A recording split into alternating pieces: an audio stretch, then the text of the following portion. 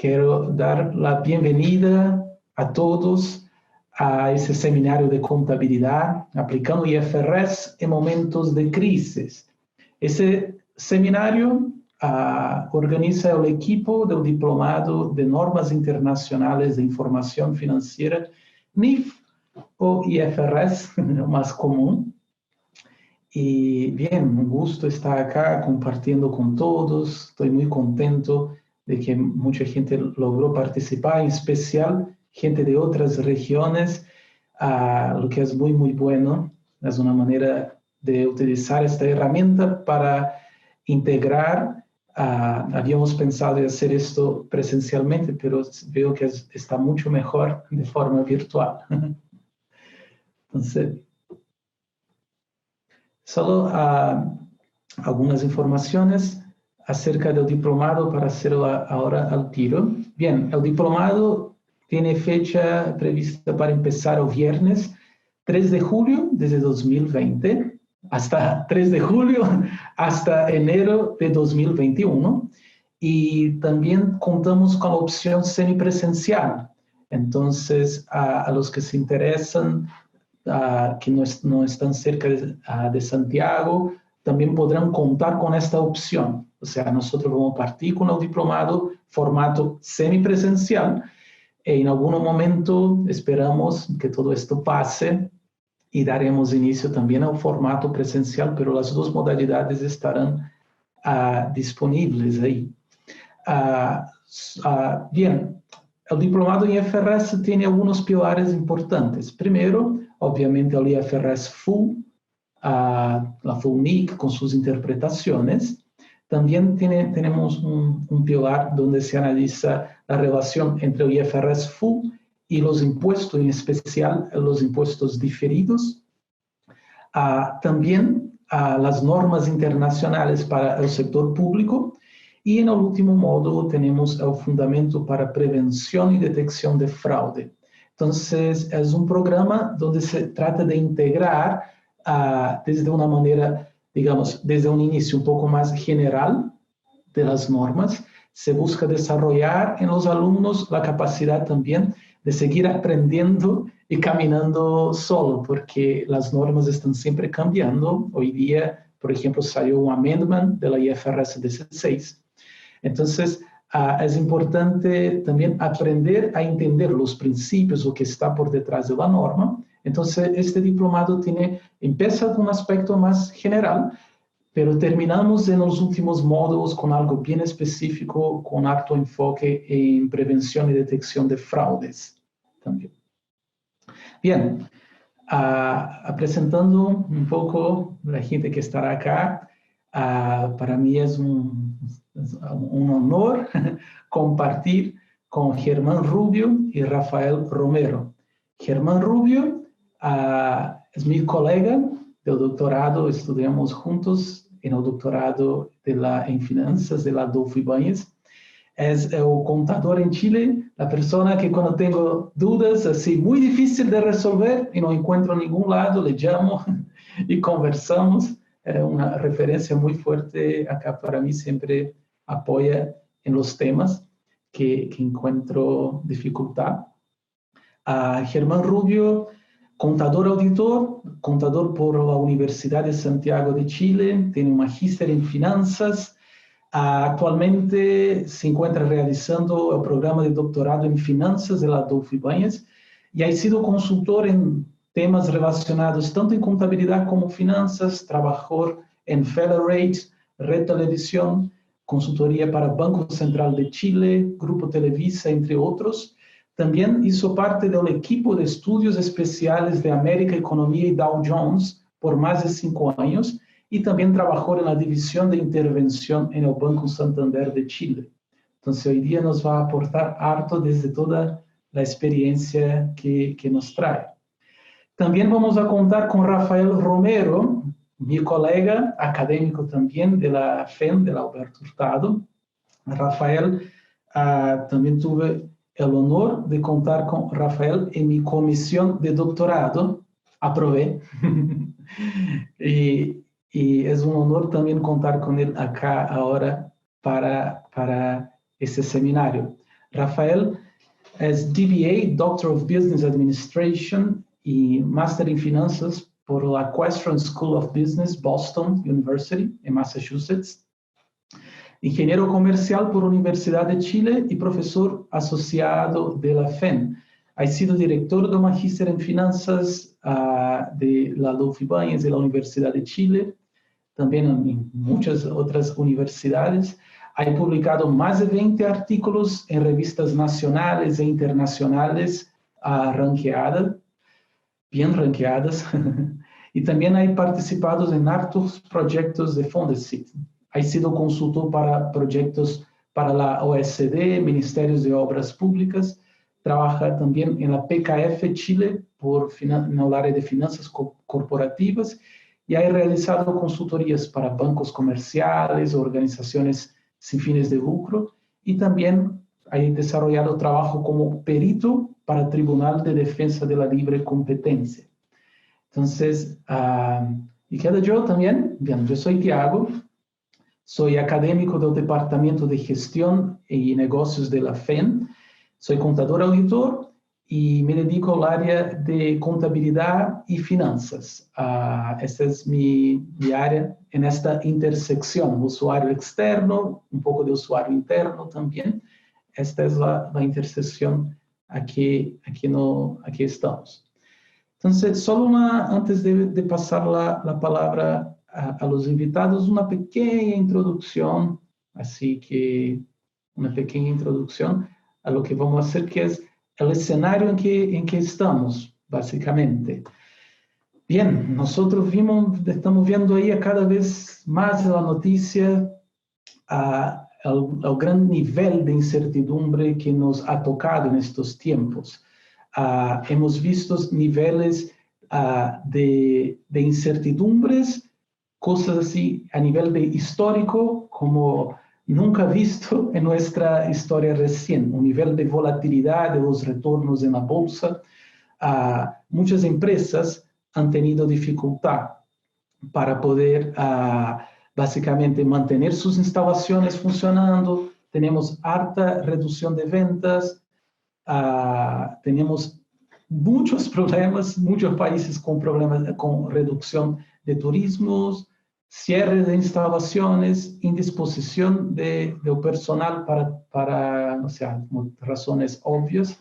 Muchas empresas están enfrentando problemas con cortes en la cadena de suministros, y esta es, por ejemplo, una medida de incertidumbre de política económica, y desde la serie histórica estamos en el nivel, desde el comienzo de la serie histórica, estamos en el nivel más alto de incertidumbre de política económica. ¿Qué representa todo eso? Representa un impacto muy grande en las inversiones, un impacto muy grande en el fundamento de las empresas. Y nos pone un desafío muy grande como contadores, como profesionales del mercado, como usuarios de información, y también a todos los profesionales que trabajan preparando esta información. Es un desafío muy grande porque tenemos que realizar muchos juicios, tenemos que realizar muchos análisis para poder entregar una información fidedigna, relevante, y a la vez también tenemos que considerar hartos supuestos. Entonces, la idea de ese seminario es que IFRS nos permite aplicar y nos enseña también en este momento de crisis. Me voy a silenciar ahora. Perfecto. Bueno, Tiago, muchas gracias. Estas cosas técnicas siempre pasan. Bueno, muchas gracias a Tiago, al departamento donde trabajo, al Departamento de Gestión y Negocios. Como decía Tiago, mi nombre es Rafael Romero, soy profesor e investigador de la Universidad Alberto Hurtado, y bueno, voy a hablarles hoy día sobre algunas consideraciones de la aplicación de la norma NIF 9.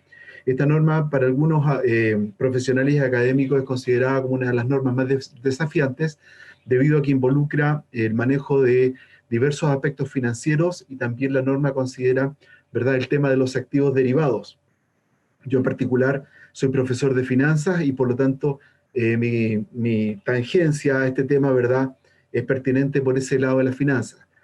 Con algunos colegas de PKF, como mencionaba Tiago, hemos escrito ya un par de trabajos académicos en esta línea de la aplicación de la NIF 9, ¿ya? Y pensamos seguir escribiendo más, y este tema, ¿verdad?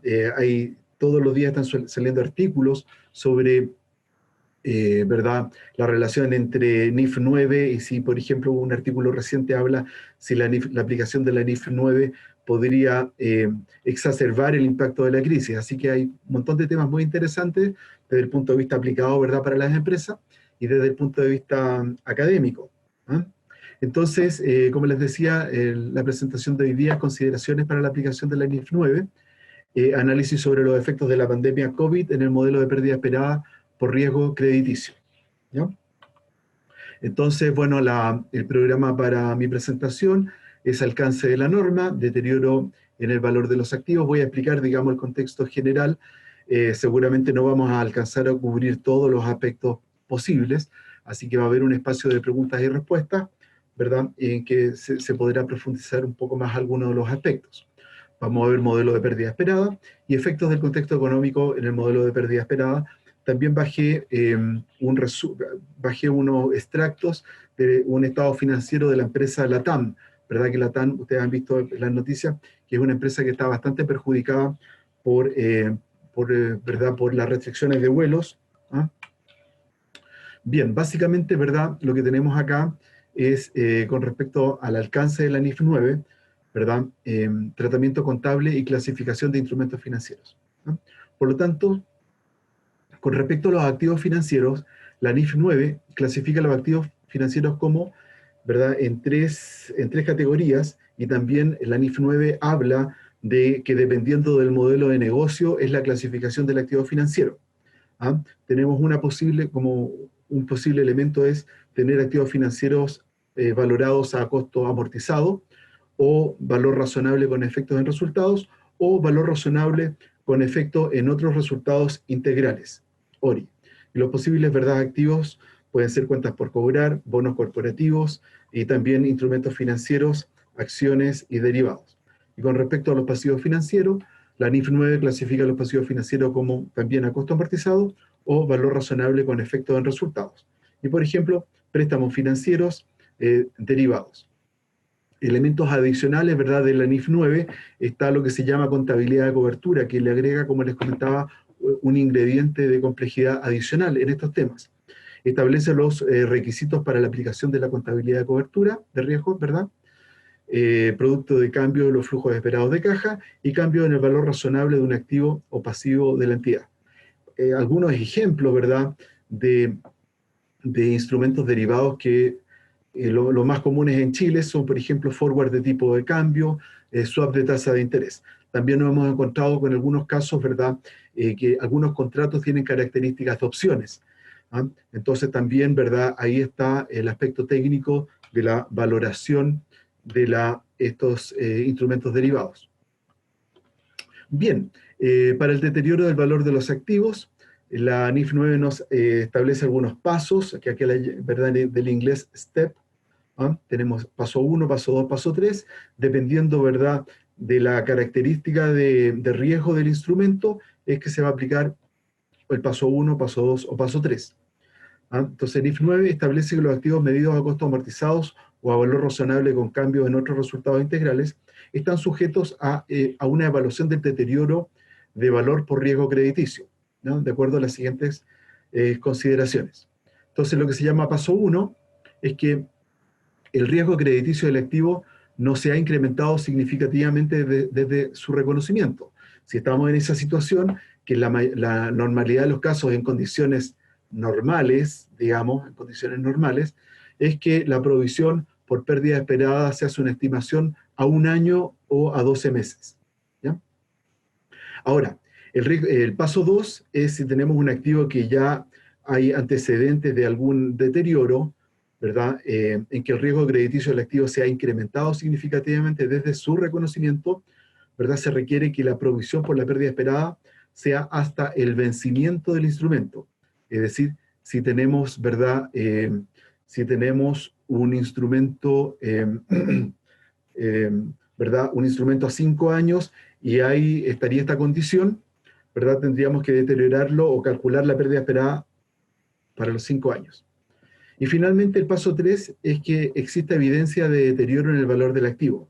En ese caso, ¿verdad?, la provisión por la pérdida esperada también se tiene que realizar hasta el vencimiento del instrumento. Bien, el modelo de pérdida esperada, ¿verdad? La norma es muy genérica. Es muy genérica, te da unos lineamientos centrales, pero luego para la aplicación viene parte de la experiencia de la empresa, ¿verdad? La empresa que tiene que analizar de los profesionales que trabajan ahí, o, ¿verdad?, del apoyo de los profesionales que la empresa pueda recurrir para hacer sus estimaciones.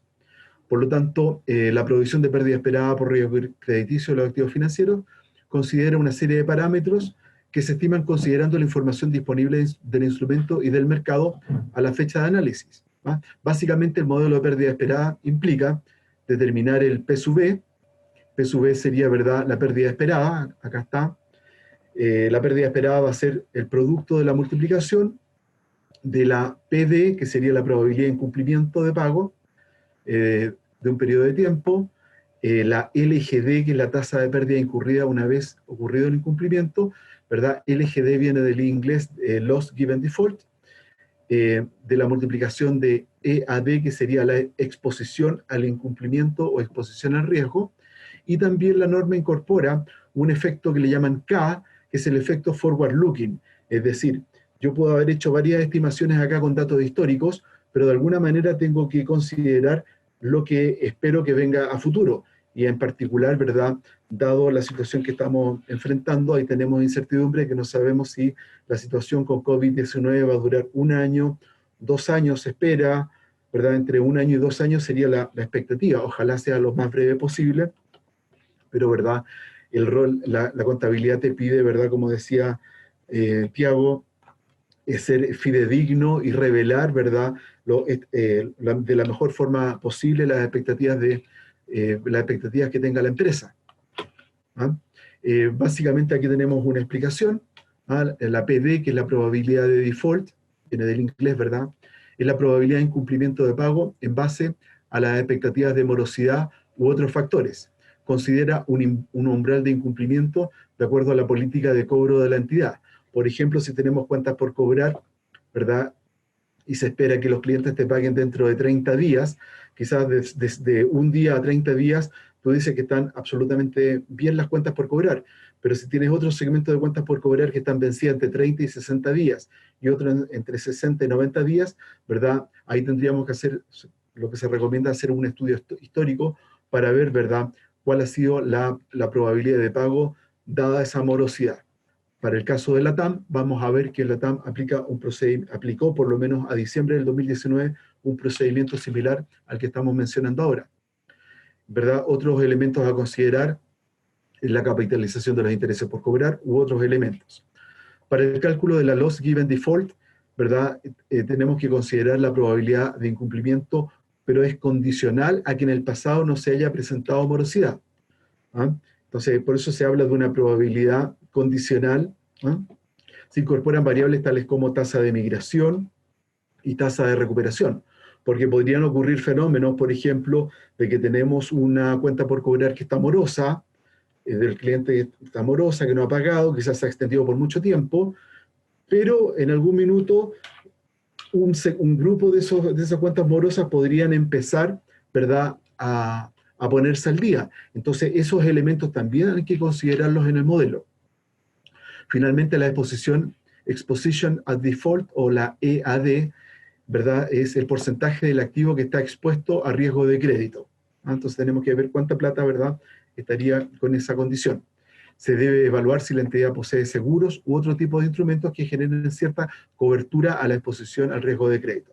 Y finalmente, lo que mencionábamos, este efecto forward looking, es decir, mirar para adelante, ¿verdad?, ver cómo las condiciones económicas pueden afectar tu negocio. Considera los factores macroeconómicos y de mercado en la probabilidad de incumplimiento.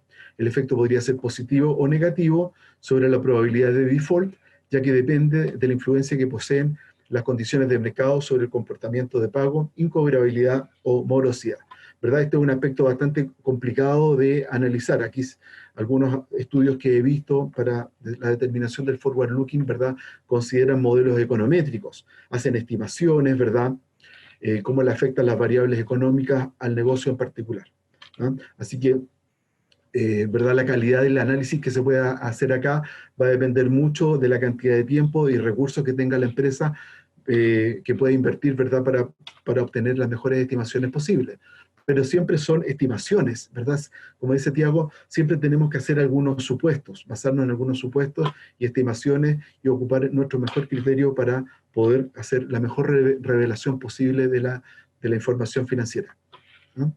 Por ejemplo, tenemos recientemente, el 27 de marzo, tenemos un pronunciamiento del International Accounting Standard Board, IASB, ¿verdad?, sobre el nuevo contexto económico global.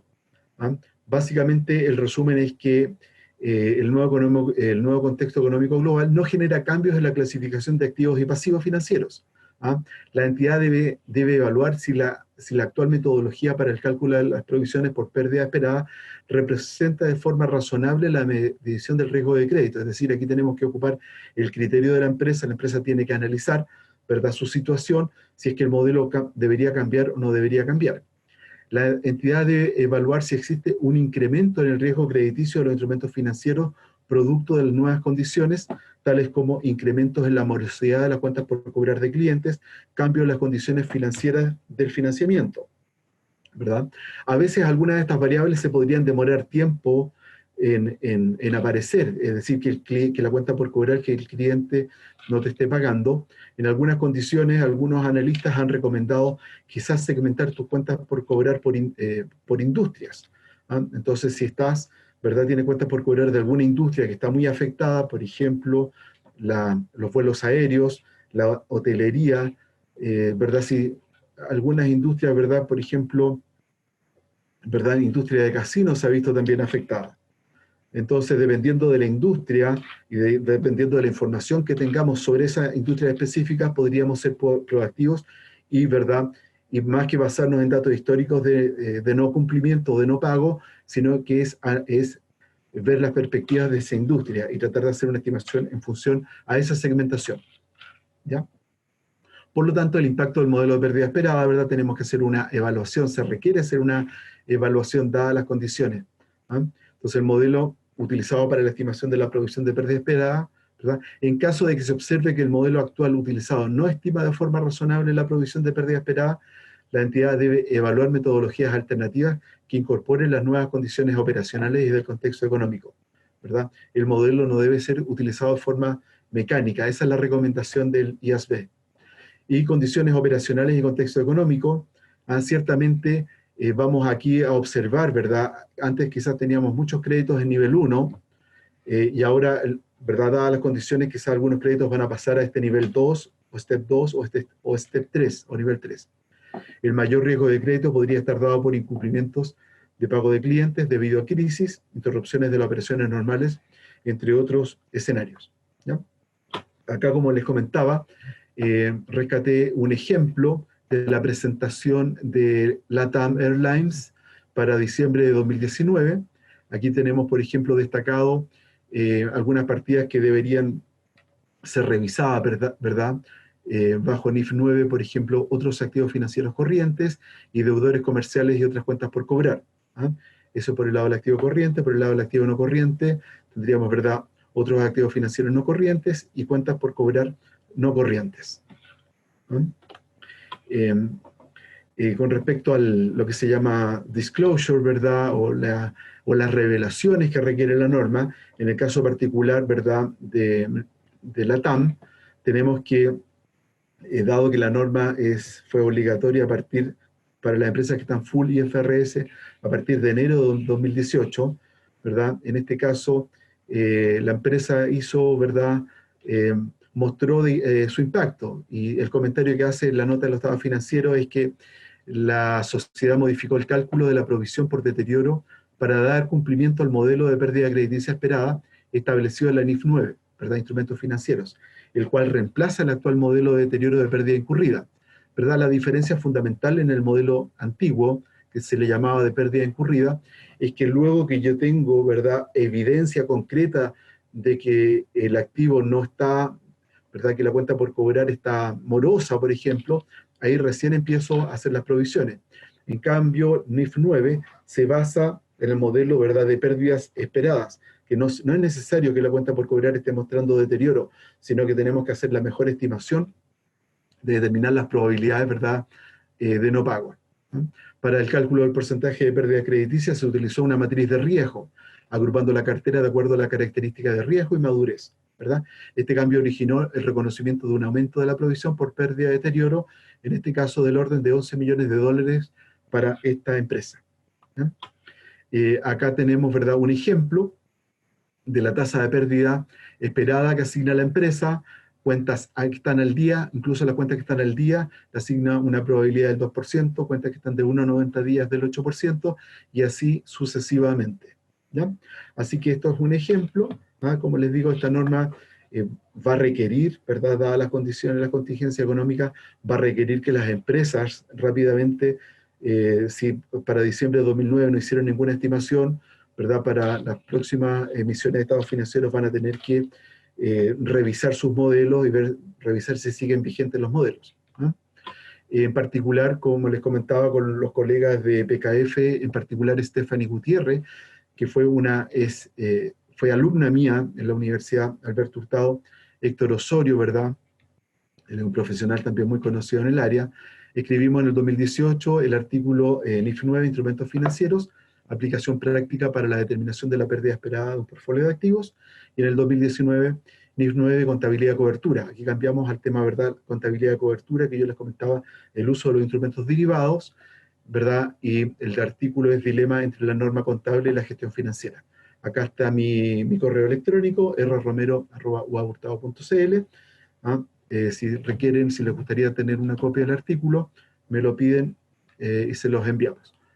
Así que con esto quedo atento a las posibles preguntas que puedan haber y te doy el pase, Tiago. Muchas gracias. Bien, muchas gracias, Bien. Rafael. Muchas gracias. Una excelente clase. Estos dos artículos los conozco muy bien, muy buenos artículos. Yo creo que en este momento los profesionales que están enfrentando ahí a preparar los informes necesitan tener este artículo impreso al lado ahí de la cama para echar una miradita, que está muy bueno. Entonces, ahora paso la palabra a Germán. Uno no nace sabiendo, obviamente, IFRS y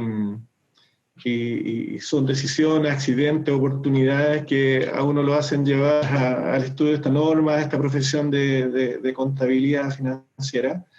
Y un magíster de finanzas, al pasar un tiempo, terminé trabajando en un banco español que tiene un logo ahí.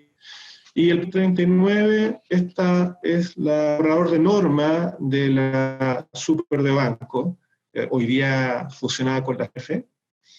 Compara estos dos documentos y ve si hay alguna diferencia. Yo, ok, pero ¿qué es, pensaba yo, qué es NIC 39? Bueno, como dijo Rafael, la norma de instrumentos financieros es de las más engorrosas y poco amistosas dentro del cuerpo normativo de lo que es IFRS. Y por eso la NIC 39 ahí está todavía y con algunos signos de a fines de mayo del 2005, hace justamente 15 años, se volvió obligatoria la norma en Chile, Estado financiero, y comencé a colaborar con la evangelización de IFRS. Ya entre curso y curso me invitaron a publicar algunas columnas que saco del baúl y encontré interesante como punto de partida, porque acá noten la fecha, julio del 2010, o sea, estábamos todavía en pañales, toda la literatura o estudios, ejemplos, estábamos muy en pañales con IFRS y destacaba 3 puntos que lo menciono ahora. La IFRS no norma la contabilidad, cuál es el asiento, qué tengo que hacer, qué asiento tengo que hacer. Y no, presentar la actividad de la empresa en los estados financieros, no habla del libro diario. Y IFRS están basadas en principios. Esto quiere decir que no es casuística, no mira caso a caso, industria a industria, es general. Fue un cambio de paradigma importante para los contadores de empresas reguladas que están acostumbrados a que lo llevaran de la mano. Y IFRS se concentran en la necesidad de información transversal y homogénea a una amplia variedad de usuarios. A ver, noten una cosa, que en el marco conceptual para la información financiera, un documento que emite la IASB también, junto a la IFRS, se repite la palabra útil 68 veces. El documento tiene 70 páginas, incluyendo la portada y contraportada. Entonces, nos está indicando algo, ¿cierto? Nos está señalizando algo que tienen que servir para la toma de decisiones, especialmente para los inversionistas. ¿Ya? Y así terminaba destacando dos conceptos, autorregulación y transparencia, que en retrospectiva, qué susto, ¿quién tendrá la empresa o quién tendría la empresa por autorregulación y transparencia? ¿Cierto? Antiguamente yo confiaba mucho en la autorregulación, ahora entre más pasan los años y la autorregulación no funciona. Pero no es el punto en este minuto. Lo que quería rescatar es que este documento creo que es importante tener presente estos 3 puntos en este periodo de incertidumbre. Y digo incertidumbre porque en finanzas tensión entre incertidumbre y riesgo. Riesgo, tenemos escenarios conocidos, puede pasar cualquier... es la palabra clave en estos días, puede pasar cualquier cosa, lo demuestran las estadísticas, las proyecciones que se están mostrando día a día, por lo tanto rescato este punto. ¿Qué nos tiene que decir IFRS en este? Bueno, en los estados financieros, ¿qué deberíamos mirar en estos días? Siendo un catastro bien general, y lo mencionó Tiago al inicio, instrumentos financieros, y fue la presentación de Rafael, o sea, en particular todo el riesgo de crédito, ¿cierto? ¿Qué está pasando con eso? Las pruebas de deterioro en general de los activos, los test de deterioro, ayudas gubernamentales, cómo registrar un subsidio simplemente. Hoy tenemos subsidio en dinero, subsidio en productos. ¿Qué pasa con los contribuyentes? El reconocimiento de los ingresos, las provisiones. Tendremos que hacer nuevas provisiones. Inventarios, ¿estarán obsoletas o estarán sobrevalorizadas las mercaderías que tengo en bodega? Bueno, mucho más. Pero antes de analizar todo eso, hay un requisito que la contabilidad financiera exige y se olvida o lo subentendemos, que es la hipótesis de negocio en marcha. Antiguamente con la categoría de principio, el principio de empresa en marcha, según los boletines técnicos del Colegio de Contadores, los que fueron derogados el 2010, 2011. Principio o hipótesis de negocio en marcha, nos dice que hay un supuesto, que la empresa está funcionando y continuará su funcionamiento dentro de un futuro, pongámosle un año. Entonces, la empresa va a funcionar durante el próximo año, tiene intención o no tiene la necesidad de liquidar su actividad comercial. Bueno, si no tiene problema, continuemos, pero si hay problema, entonces a lo mejor ya no tiene sentido todo esto de IFRS, ya no tiene sentido porque la norma está pensada para una empresa que está funcionando, y si va a ser liquidada, habría que valorizar de otra forma, a valor de liquidación. Y entonces ya no sería IFRS, ¿cierto? Sería otra cosa, ¿ya? Y eso es lo que pide la norma, que si es otra cosa, que se informe cómo va a ser valorizado. Bien, y esto lo saco Lo comento porque justamente también Tiago y Rafael la comentaban en el caso LATAM, que fue impactante. O sea, si LATAM está en este proceso, ¿qué le queda al resto? Que se acogió a la ley de quiebras de Estados Unidos, de la SEC, el capítulo 11. Y aquí hay que hacer una pequeña distinción. Esta ley en Estados Unidos, el capítulo 7 es para liquidación, el capítulo 11 es para reestructuración. Entonces, la TAM está pidiendo un salvavidas, que le den espacio como para pasar este periodo de incertidumbre. ¿Ya? Necesita un espacio para conseguir nueva deuda y con condiciones un poco preferenciales. ¿Ya? Esa es la idea, por lo tanto, la TAM, y esperamos todos, me imagino, que pueda continuar, ¿cierto?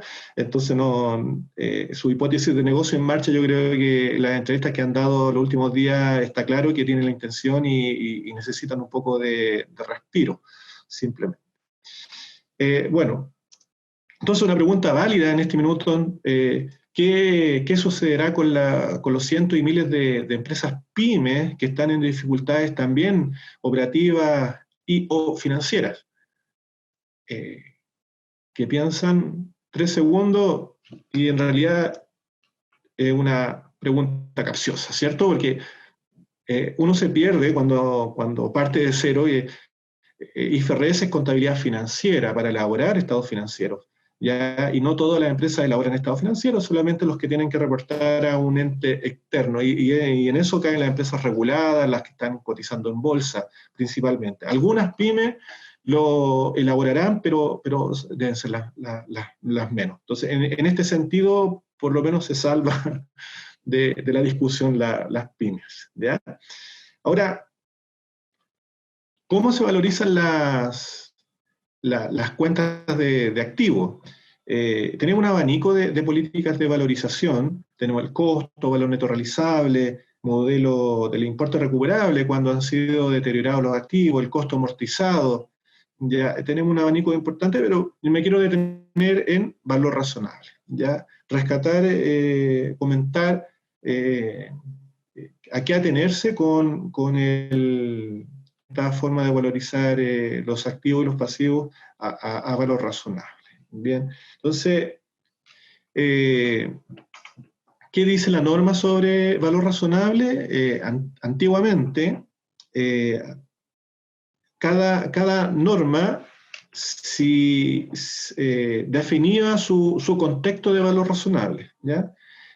Hasta que apareció la IFRS 13 y hay una norma homogénea, ya está mucho más agotada, y lo define como el precio que sería recibido por vender un activo o pagado por transferir un pasivo en una transacción ordenada entre participantes del mercado en la fecha de la medición.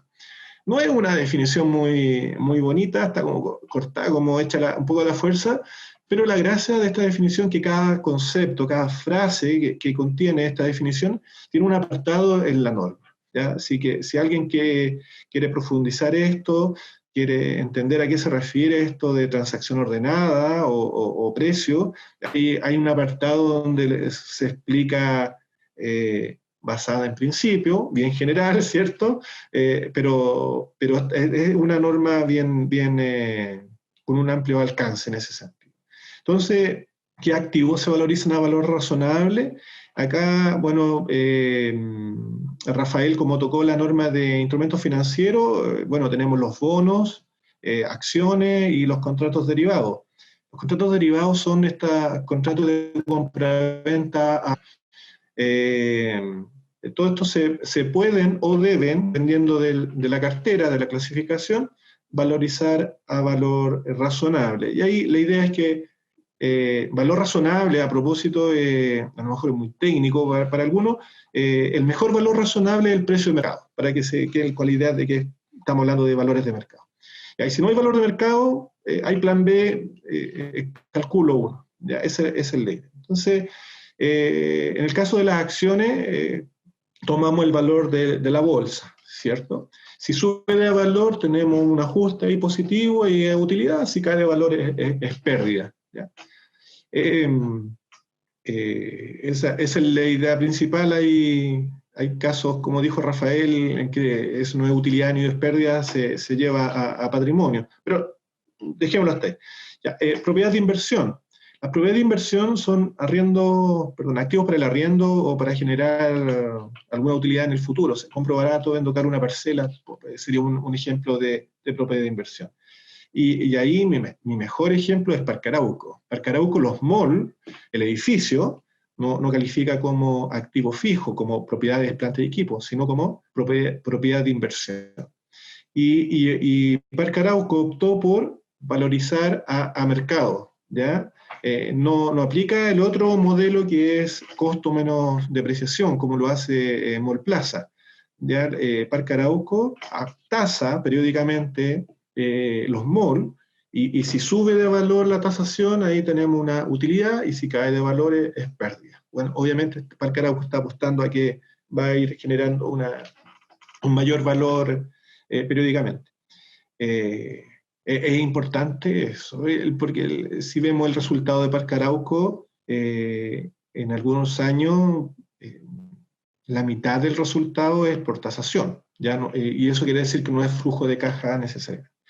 Los activos biológicos, animal vivo y planta, entonces hay una gestión agrícola detrás. Bueno, están las plantaciones forestales.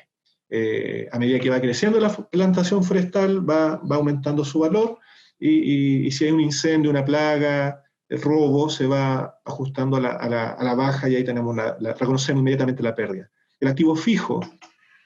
Yo creo que este modelo de revaluación, porque el activo fijo se puede valorizar a costo menos depreciación o tasar, que se llama modelo de revaluación, es solamente para cumplir y decir que los activos fijos se pueden valorizar a mercado. En la práctica, el 99,999% de las empresas aplican los que conocen, los que han tenido un curso introductorio de contabilidad, o sea, depreciación, ¿ya?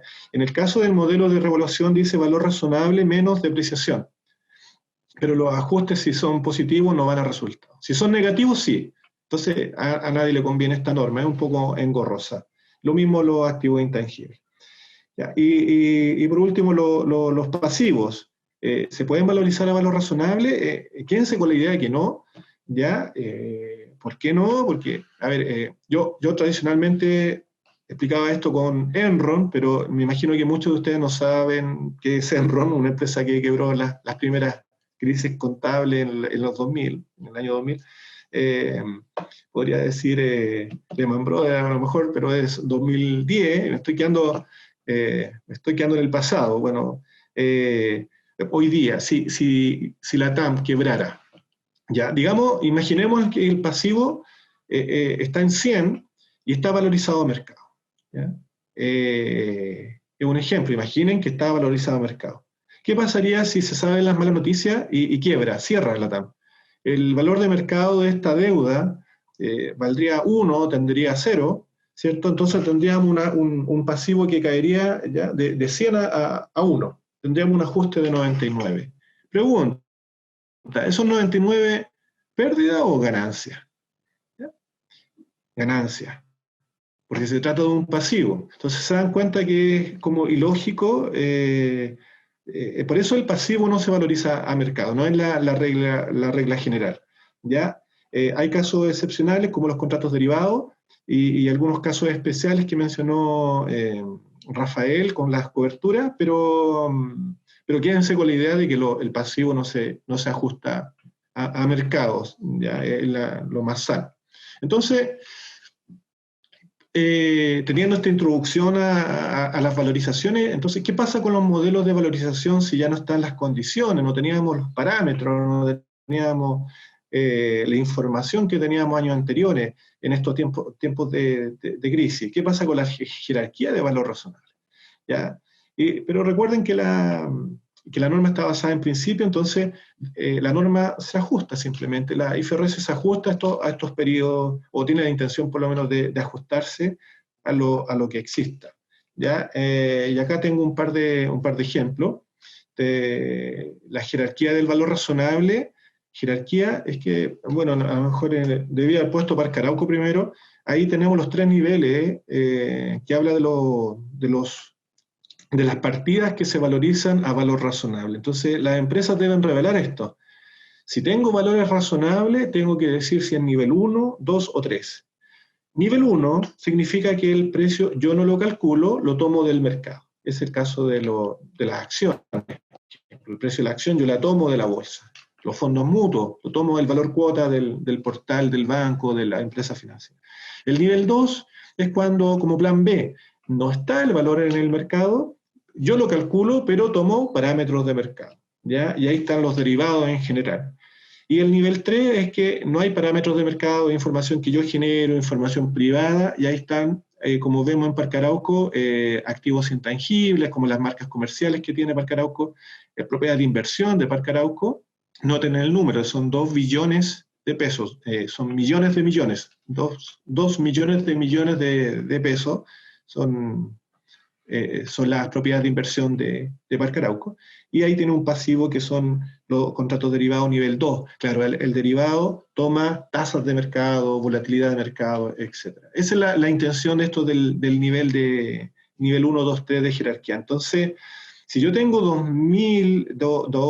billones de pesos, y en nivel 3 me pregunto, ¿puedo confiar en este valor? Porque es distinto si fuera nivel 1, porque lo toma del mercado, pero el nivel 3, información que la propia empresa está calculando con sus propios parámetros.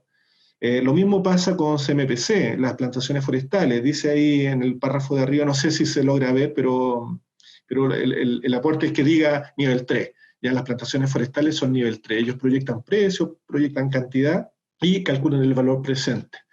Entonces, ante esa incertidumbre o pregunta, ¿ya? Lo mismo pasa con los bancos. Los bancos acá, el listado es más largo, yo sé que ahí sí que no se ve nada, pero el listado de instrumentos financieros que está transando, y ahí está diciendo nivel 1, 2, 3, o sea, lo tomo del mercado, lo calculo o lo calculo con información más privada. Entonces, ¿cómo yo señalizo como empresa de que estos cálculos están bien hechos, o cómo le doy la oportunidad al mercado, al analista, de que haga sus ajustes, de qué estamos hablando? Entonces, para eso la norma también pide un cuadro de sensibilidad. ¿Qué pasaría si yo ajusto mis estimaciones en 100 puntos base? O sea, acá en el caso de CMPC me gusta mucho porque habla de las tasas de descuento. Si yo las ajusto en 100 puntos bases positivos, dice que la estimación del valor razonable caería 200 millones de dólares. Si yo le quito a la tasa de descuento 100 puntos base es un 1%, ¿ya? Un 1,00%, por eso bueno, eso, aumentaría el valor en 233 millones de dólares. ¿Y cuánto es el ajuste por valor razonable? El ajuste solamente son 2.000 millones de dólares, y el valor completo, el valor razonable, son 3.000 millones de dólares. Entonces, si yo soy conservador y no confío mucho en el optimismo de CMPC, y ajusto en 100 puntos base la tasa de descuento, yo simplemente estamos hablando de un margen de error del 10% o menos si considero el valor completo. Bueno, de eso se trata el ejercicio de sensibilización, de poder tener un margen de error. Si no le creo a CMPC dentro de este rango y veo cómo afectaría el valor de mercado, estamos razonables y estamos razonables. Entonces puedo seguir adelante con el análisis, ¿ya? Lo mismo pasa con el Banco de Chile, ¿ya? Dice, ¿qué pasaría con los valores de mercado si cambian un 10%? Y ahí muestra los resultados, el impacto, y uno evaluará si es importante o no importante, ¿ya? Aquí voy con todo esto, y estoy terminando, en que en este periodo de incertidumbre, quizás yo antes tenía precios de mercado nivel 1 y hoy día no los tengo, ¿ya? ¿Qué puedo hacer? Tengo un problema quizás. Sí. Y la norma me permite cambiar de metodología, adecuarme, ¿ya? Si no tengo precio de mercado, si tenía un bono que lo valorizaba en el mercado y hoy día no lo tengo, bueno, el 2. Pero me puedo adecuar a lo que me presenta el mercado. Entonces, en definitiva, es que en un contexto contable, obviamente, si ustedes lo quieren extrapolar a su día a día, no tengo problema, ¿ya? En un contexto contable, si hoy día el contador, la empresa, cree que tiene un problema, quizás tenga razón, ¿ya? Tiene un problema, ¿ya? Y por salud mental es bueno llegar a esa conclusión, por muy de perogrullo que sea, ¿ya? Ya que la norma está pensada para tiempos normales, para empresas y negocios que están en régimen, ¿ya? Entonces, de repente, y uno está preparado, estudia la norma pensando en que siempre voy a disponer de la misma información, de la misma metodología, etc. Pero estos tiempos no son normales. Entonces, para bien o para mal, IFRS está basada en principios, por lo que la norma tiene cierta flexibilidad, ¿ya? Para adecuarse a estos escenarios, ¿ya? Y termino diciendo, bueno, no hay que reinventar la rueda, ¿ya? Hay que recordar que se trabaja con la información disponible de la empresa. El mejor ejemplo de esto es la nota de segmentación. No hay que inventar la rueda. O sea, la nota de segmentación te pide mucha información, pero en definitiva el espíritu es publicar un informe de la forma en que la administración toma decisiones, ¿ya? Se trabaja con la información disponible en el mercado. Claro, tenía precios de mercado, los precios de los bonos, los precios de las acciones, y ahora no transan, ¿ya? Porque son un poco ilíquidos, pasó algo, ¿ya? Bueno, los calculo yo, ¿ya? Los costos de llevar a cabo un procedimiento no deben superar los beneficios que generen. Ahí tenemos un pequeño problema, pero este salvavidas también yo lo he usado ya en el trabajo. ¿Ya? Podemos esperar, podemos recurrir a un plan B, ¿ya? Por lo tanto, ahí les aconsejo estudiar más a fondo el marco conceptual. Ahí aparece este principio de que los costos no pueden superar al beneficio. Y la transparencia es esencial. Hagan lo que hagan, recurrir a estos planes B, yo creo que la transparencia, la verdad te hace libre, ¿sí? Ser transparente es esencial. Bien, muchas gracias por su atención y recojo las preguntas que tengan. Sí, en el comienzo tuvimos un poquito de dificultad con el audio, pero después ya no tuvimos problema. Y yo desde acá estoy en Puente Alto y escuché súper bien. Entonces, estaba leyendo en el chat, por lo menos, las grabaciones van a estar disponibles. Sí, la grabación estará disponible, entonces igual yo creo que la grabación podrá... A los que tuvieran algún problema con conexión, en la grabación podrán ver un poco mejor. Entonces, dando seguimiento acá, nos han llegado hartas preguntas y también tengo algunas acá separadas. Entonces, me gustaría empezar con una pregunta, esta es mía, ¿está bien? La mía primero. A opinión de Germán y Rafael, porque no es todos los días que logro tener los dos así juntos y tomar un café está cada vez más difícil. Entonces, ¿qué es lo que pasa con esta hipótesis de la empresa en marcha? Porque imagino que a nosotros siempre nos enseña a hacer la contabilidad. Este es uno de los supuestos número 1 en la primera o segunda clase en el curso de contabilidad, uno ve las hipótesis. Y ahora esta hipótesis yo creo que casi que cambia, la hipótesis casi que la empresa no está en marcha. Estamos viendo, Germán nos acaba de mostrar hartas empresas en Estados Unidos que están entrando al Chapter 11, capítulo 11, que es básicamente una ley de quiebra de Estados Unidos. Y bien, nada que decir lo que está pasando en América Latina.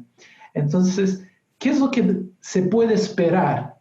Esa es mi pregunta a ustedes. En las notas explicativas de los informes, ¿y qué ¿qué impacto ven ustedes en la forma de preparar la contabilidad con todo eso que está pasando?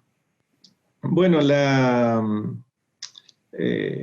uno empieza a leer los reportes anuales y como que se subentiende, como dices tú, este principio de empresa en marcha y el trabajo de auditoría externa. Ahí Rafael trabaja más con auditores, entiendo, tienen ahí su listado de check-in, ¿cierto? Para chequear que están cumpliendo con este requisito. Ahora uno ve los reportes, los últimos reportes anuales en Estados Unidos o en Chile, y no hay mucha mención del coronavirus. O sea, no es tema, por lo menos al cierre, aunque hay una nota de hechos posteriores. Entonces, había un espacio como para que algunas empresas comentaran su situación, ¿cierto?, frente al coronavirus, pero no aprovecharon la oportunidad. No me extraña mucho, o sea, son primero información, entre pesimismo, cada cosa que hace la empresa son señales al mercado y afecta directamente al precio. Pregúntenle a la TAM con su capítulo 11.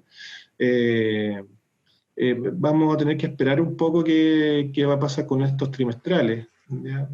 Que mencionaste. Ahora no tienen, muchas empresas no van a tener argumento como para no hacer algún comentario más explícito. Sí, Tiago, ciertamente, o sea, mi explicación de, ¿verdad? Quizás muchas empresas no informaron esto. Yo creo que a la mayoría de las empresas los pilló febrero, marzo, ya se estaban terminando las auditorías. Y yo creo que a todos nos pilló como de sorpresa, a pesar de que se veía que en diciembre estaba pasando el tema del virus en China, pero de alguna manera a todos nos pilló, yo creo, desprevenidos, ¿ah? Para los próximos estados financieros, ¿verdad? El supuesto de empresa en marcha, o como se conoce en inglés, el going concern, ¿verdad? Te pide que la administración revele, ¿verdad? Los supuestos que están empleando, ¿verdad?, para la confección de los estados financieros. Por lo tanto, en realidad te piden hacer un juicio sobre la habilidad de continuar. Uno diría en condiciones normales, obviamente todas las empresas van a continuar, pero nos enfrentamos a situaciones como empresas Enjoy, Latam, y también he conversado hoy día con unos alumnos, quizás las carreteras concesionadas, que el ministro Moreno decía que las concesionarias tenían que bajar los precios que cobran en los peajes, y además hay un flujo vehicular mucho menor, y las carreteras concesionadas son empresas altamente apalancadas. Quizás las empresas concesionadas van a ser las concesionarias de autopistas, van a ser las próximas, habría que ver su estado financiero, quizás van a ser las próximas. Entonces, de verdad, para cumplir el espíritu de la norma, todas las empresas deberían hacer un examen, un autoexamen, y revelar bajo qué parámetros, bajo qué juicios, ¿verdad? ¿Verdad? La existencia de su empresa va a continuar o no.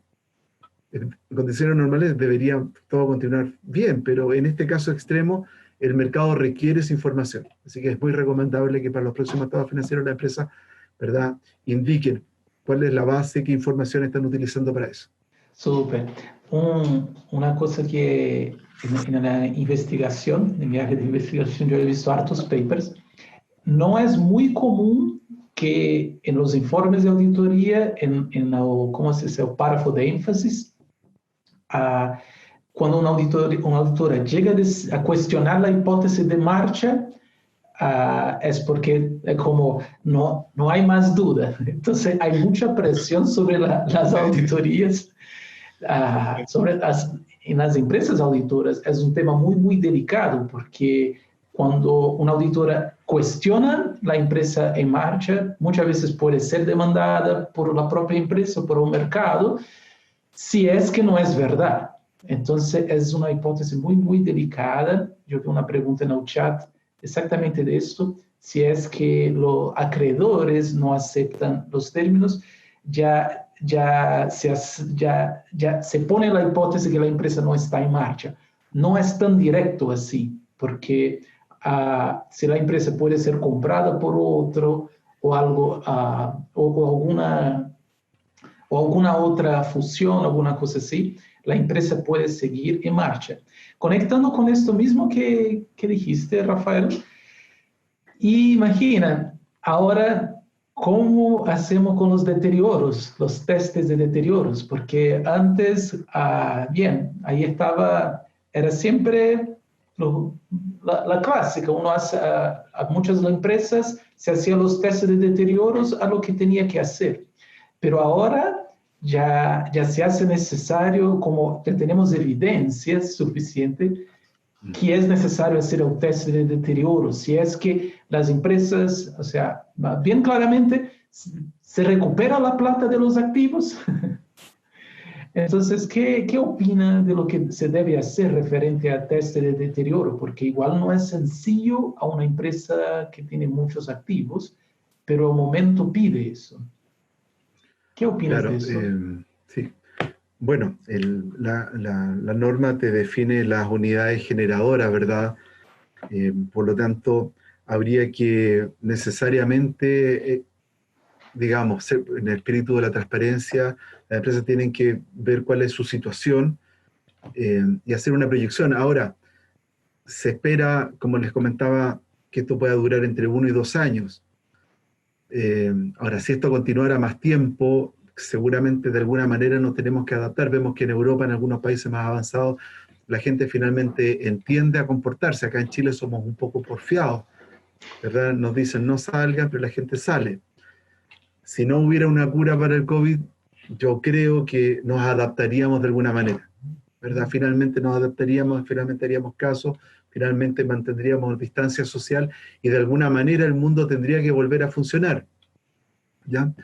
Por lo tanto, en los test de deterioros, ¿verdad? Lo razonable sería proyectar 1 o 2 años malos y de ahí para adelante al tercer, cuarto año pensar en una cierta normalidad y quizás también variar la tasa de interés por 2 o 3 años, ¿verdad? Porque las tasas de descuento han subido un poco, dado el riesgo, pero luego para 3, 4 años volver a tasas de interés más normales. Y en general, ¿verdad? El principio de valor presente se seguiría ocupando.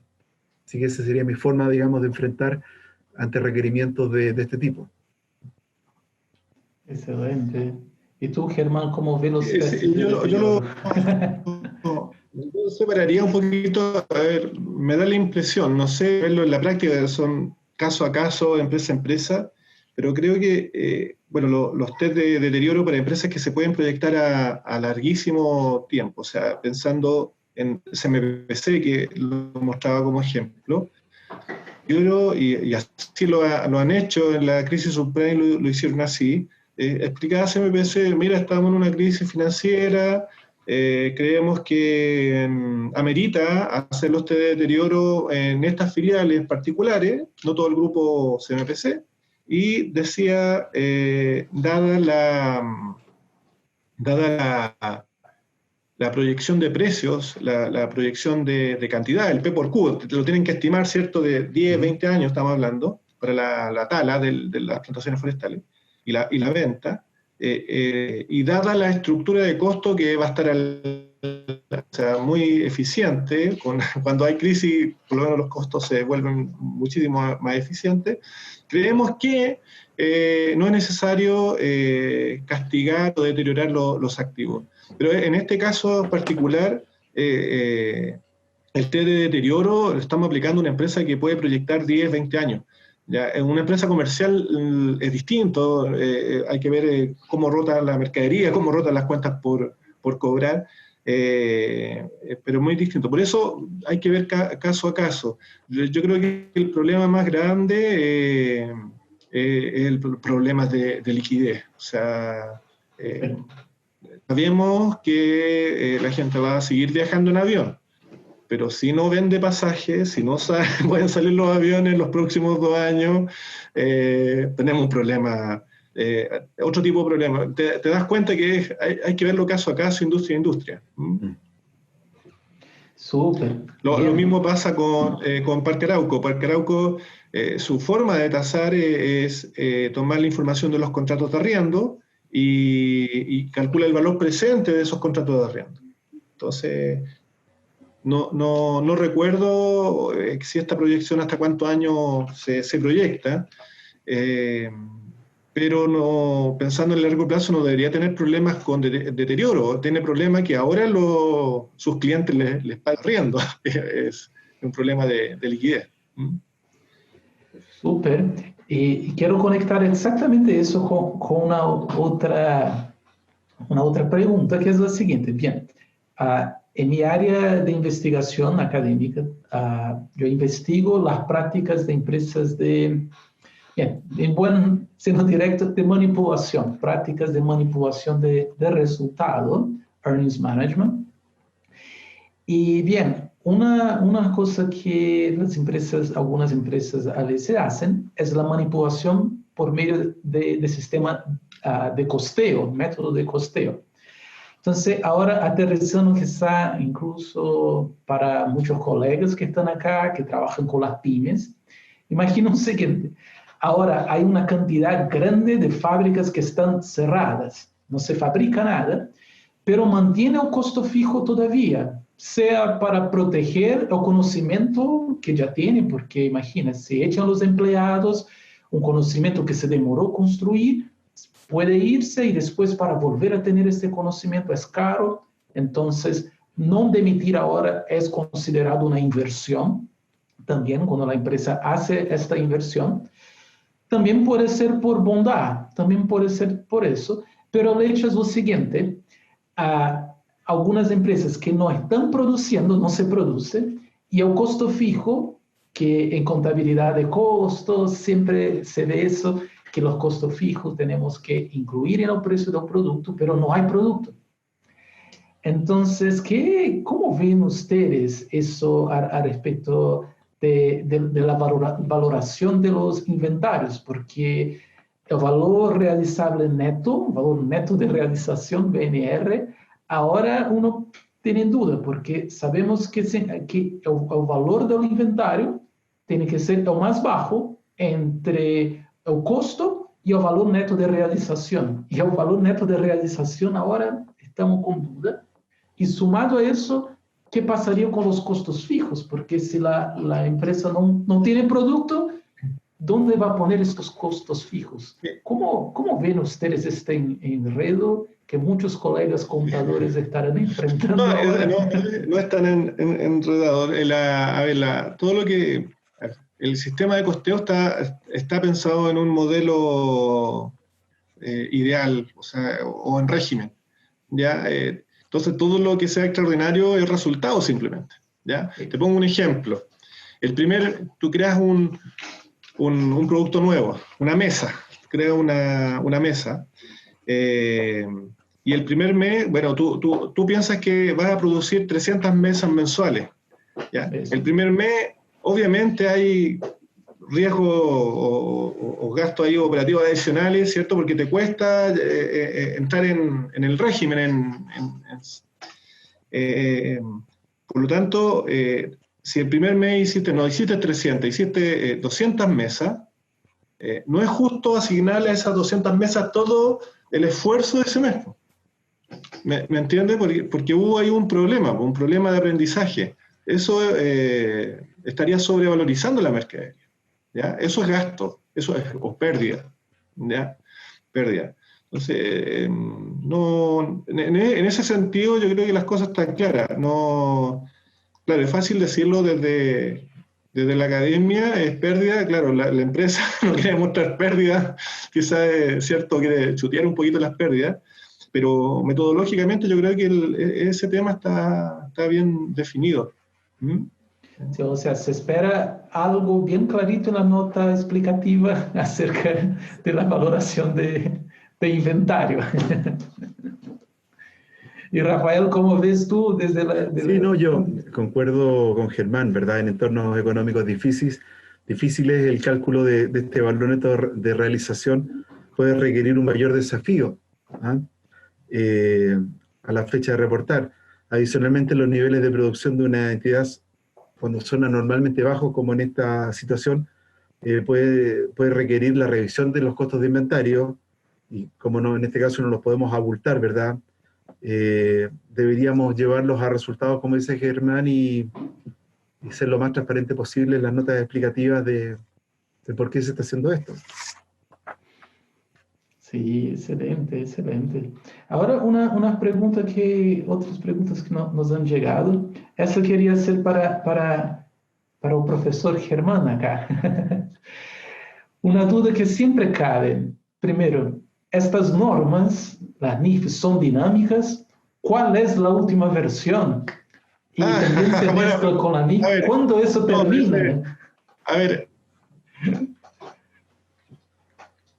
¿Cuándo podemos decir ya aprendemos todo? Les pagan por emitir normas, ¿ya? Entonces hay un incentivo un poquito perverso, ¿cierto? Pero les pagan por emitir normas. Entonces, no, esto es dinámico, es efectivamente dinámico, y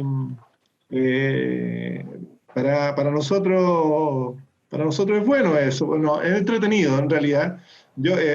Es fácil quedarse obsoleto, sí. Hay que estar continuamente actualizándose, conversando, y la red de contactos que uno logra al estar en este mundillo de IFRS, de consultorías, de clase, funciona. Al igual que ustedes, me imagino, tenemos una red de contactos y nos vamos apoyando mutuamente o discutiendo, porque el problema en la empresa es que no tienes con quién discutir. ¿Ya? Si yo fuera el contador de la empresa, no tengo un par o una persona con quien discutir ideas. Me pasó en el banco que trabajé, que estábamos año 2005, 2006, o sea, estábamos realmente en pañales, y de repente teníamos reuniones de distintas áreas, de distintas gerencias, y todos con una visión distinta de la norma, y en realidad todos tenían razón, solamente faltaba alguien que definiera qué camino tomar, ¿ya? Eso en la empresa es difícil, tener una contraparte, pero en el caso de nosotros tenemos una red de apoyo con quien discutir, pero es cierto, hay que estar actualizándose permanentemente, ¿ya? Es así. Eso. Sí. Tiago, alguien pregunta, por ejemplo, si conocen algún grupo donde se pueden discutir estas cosas. Yo sé que, por ejemplo, hay algo así como Club de IFRS que lo organiza el Diario Financiero. No sé si sea abierto para todo el mundo, pero existen ese tipo de instancias. Sí, yo creo que esta instancia desde la Alberto Hurtado, que estamos empezando ahora con estos seminarios en contabilidad, con invitados. Hoy día contamos con la presencia de Germán. Es importante, o sea, queden atentos a nuestras redes sociales, a sus correos, porque tenemos sus correos, y vamos a seguir haciendo esas discusiones. Obviamente, desde el diplomado también es una excelente instancia, porque básicamente estudiar IFRS es discutir, Sí. es discordar, es como sí. Básicamente eso, es duda, esa es la verdad, es como la duda está presente siempre ahí, porque uno tiene que entender el espíritu de la norma, y la parte matemática, yo diría que es siempre la parte más fácil en la contabilidad. Entonces, conéctese con lo que estamos haciendo, vamos a seguir haciendo esta discusión, o sea, con Rafael, con Germán, estamos siempre conversando un tema u otro. Entonces, es lo que podemos ofrecer desde nuestro espacio. Tengo más una duda acá, yo sé que el tiempo ya estamos llegando a la hora, pero es una pregunta relacionada con la reestructuración de la TAM. Con la reestructuración de la deuda a la que se está acogiendo la TAM, más los nuevos aportes que le harán dueños y empresas afiliadas, ¿qué tan posible es que quiebre dado el contexto? ¿O qué creen que sea lo más probable que suceda con esta empresa a corto o mediano plazo? Y hay una otra duda conectada con esta también. Si los acreedores de Enjoy no aceptan la reorganización, ¿está en riesgo la hipótesis de empresa en marcha? Entonces, es una pregunta amplia, pero bien conectada. ¿Cómo ven ustedes esto?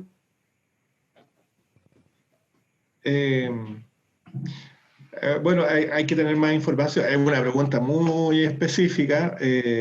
Me encantaría saber para saber si compro o vendo mi acción. Hay que tener más información. A primera vista, leyendo simplemente la prensa, si están en un proceso de renegociación y los acreedores no aceptan esta renegociación, como que les cortan la ala y las probabilidades de cierre son altas. Ahora bien, si el negocio es factible, el negocio en el largo plazo puede ser sustentable. Yo pienso en La Polar.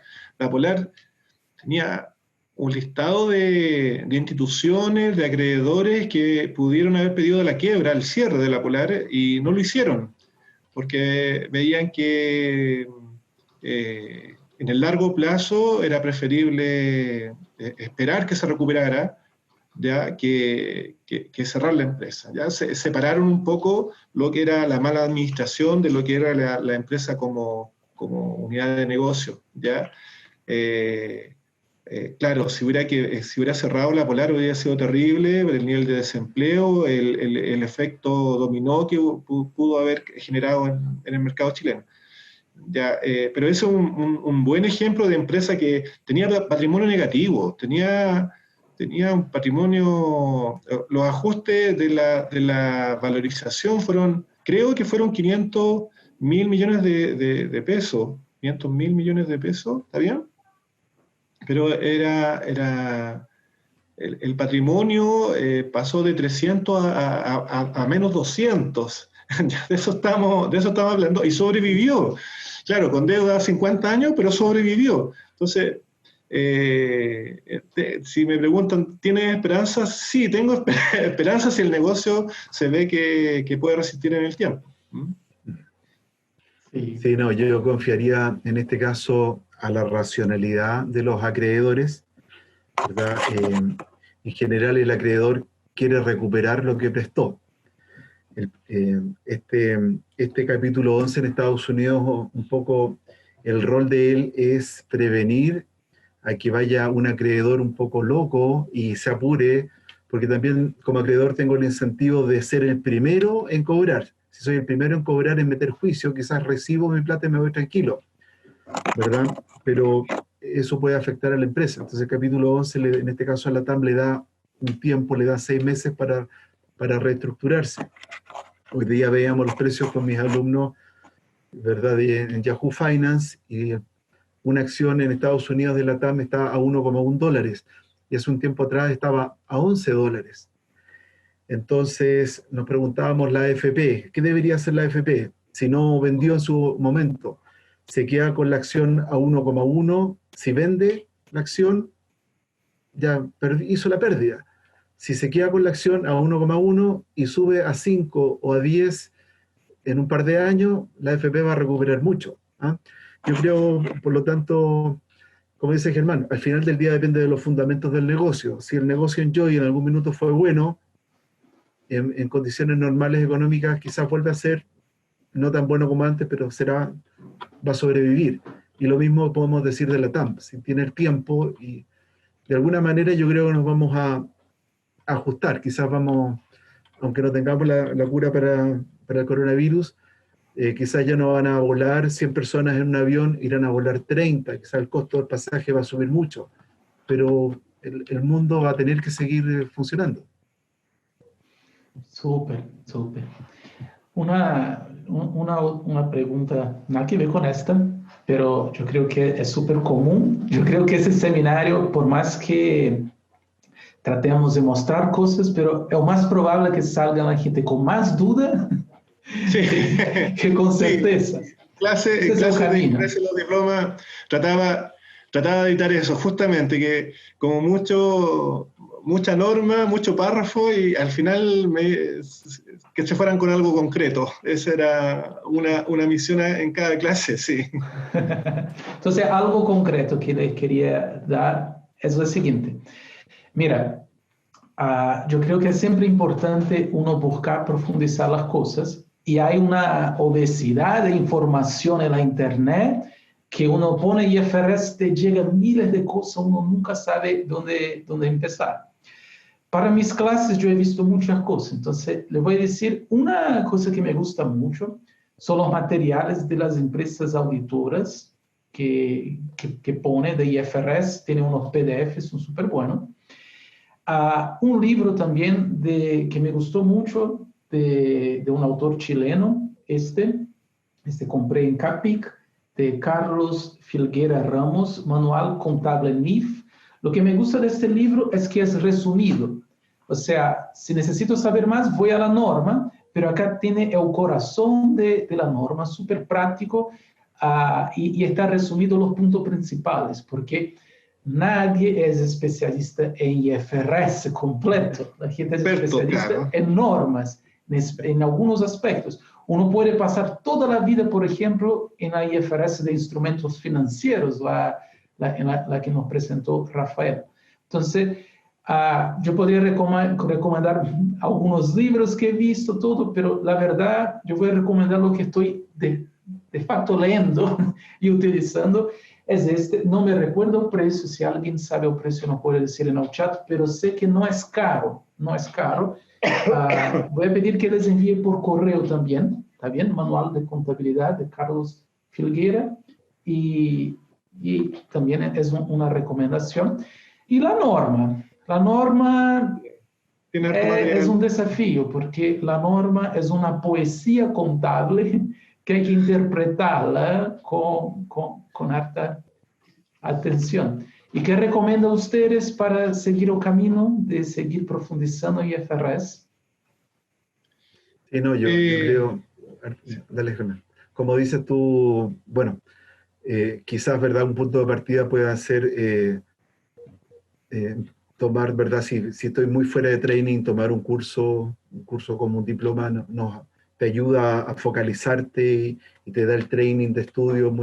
A veces con todo el trabajo que uno tiene, quiere aprender algo nuevo y si no estás con la presión, no lo vas a hacer. Así que si estoy muy desactualizado, yo creo que lo más adecuado es tratar de tomar un programa que te capacite y luego buscar, ¿verdad?, mantenerme informado. Y la misma aplicación práctica te va a ir manteniendo informado.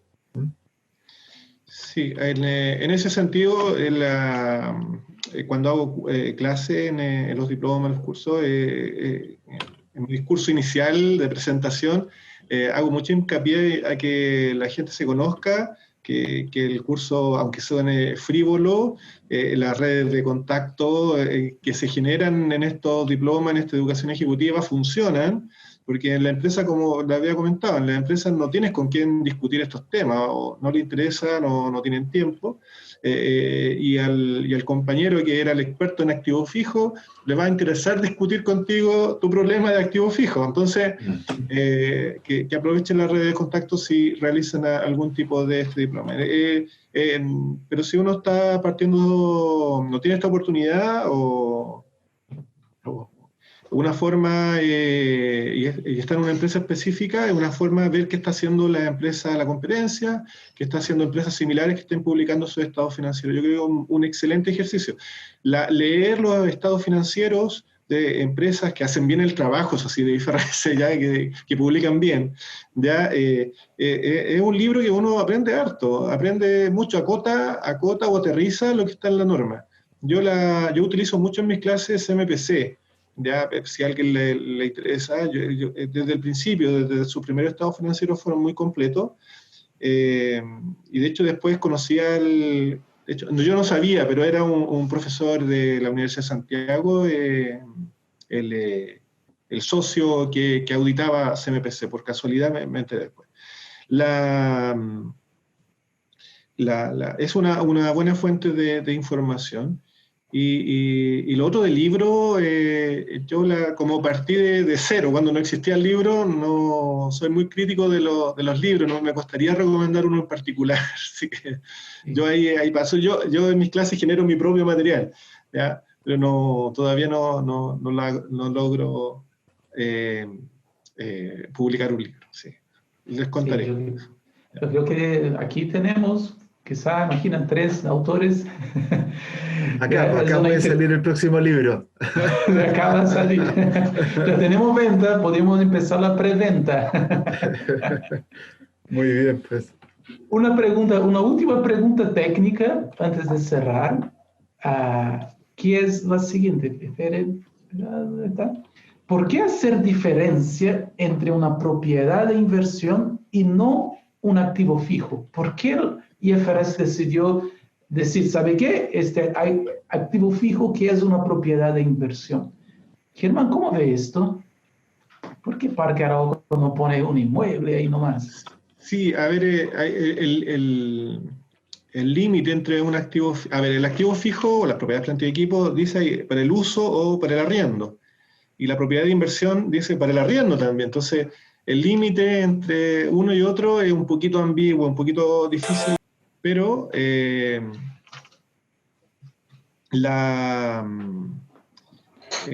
enfocado en el servicio asociado, o sea, el negocio de ustedes arrendar o tener plusvalía, obtener arrendar o prestar un servicio. En el caso del hotel, por ejemplo, el negocio de la hotelera no es arrendar habitaciones, ¿ya? El negocio de ellos es la hospitality, o sea, todo el servicio asociado a la experiencia de alojarse en el hotel, ¿ya? Entonces, el edificio hotel sería un activo fijo, ¿ya? En el caso de las propiedades de inversión, el negocio es arrendar el espacio, no está tan vinculado al servicio asociado.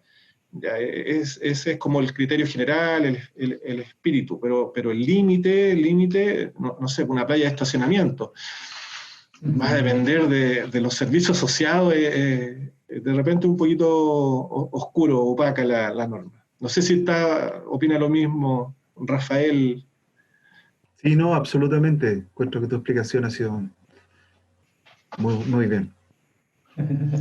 Sí, yo creo que esa norma tiene mucho que ver con, dentro de algunos activos fijos, imaginas, una fábrica de empanadas que tiene la cocina ahí, no le importa a la empresa cuál es el valor de mercado de esta cocina, porque, no, ¿qué va a hacer? Está ahí para poder fabricar empanadas. Ahora, un mall o un estacionamiento, el valor que recupera de este activo depende mucho del uso y cómo tiene como objetivo con este activo obtener renta. Esta renta puede oscilar mucho, entonces por eso que hay una norma específica para propiedad de inversión. Bien, yo pregunto al equipo, yo creo que ya hemos contestado las preguntas, ya estamos a la hora. Bien, quería agradecer a todos que se dieron el tiempo, que pudieron estar acá hoy día con nosotros. Yo sé que la situación es una situación complicada, pero me acuerdo muy bien en la crisis de 2008, que fue justo ahí cuando decidí estudiar contabilidad. Y era algo así. Algunas personas me dijeron, todas las empresas quebrando y tú vas a buscar un trabajo donde necesita empresas funcionando. Y la verdad que las crisis también nos muestran oportunidad. Muchas veces es una oportunidad de certificarse, de diferenciarse, porque hay una demanda muy grande ahora por información. Y nuestra profesión está ahí, nuestro rol es entregar información. Entonces, es una muy buena oportunidad para aprovechar quizá el tiempo que se está ahorrando en el traslado para poder aprender y estudiar. Entonces, ya quiero dejar desde ahora la invitación para que sigan participando de nuestros seminarios, de nuestras conversas, nuestros cafés, nuestros seminarios de contabilidad, desde el curso CPA, desde el diplomado, desde la FEN. Entonces, desde todo el equipo, queremos seguir realizando. Entonces, quería agradecer a todos. Y antes de cerrar, me gustaría pedir a la gente que pudiera poner en el chat de dónde están, porque quedé tan feliz cuando vi gente de Punta Arena, de la región norte, Atacama. Entonces tenemos gente tenemos una gran inclusión y la verdad que me da ganas de seguir acá y de hacer otro. Te dan ganas de viajar por Latam. Sí, bien, con un descuento, se puede pagar el pasaje con la acción. Bien, y quería agradecer también a Rafael, a Germán. No, gracias a ustedes. Muchas gracias. Gracias, Tiago. Y también a todo el equipo de comunicación, la Catalina, la Mónica. Gracias por escuchar. Bien, eso es, veo harta mensaje en el chat. Vamos a seguir.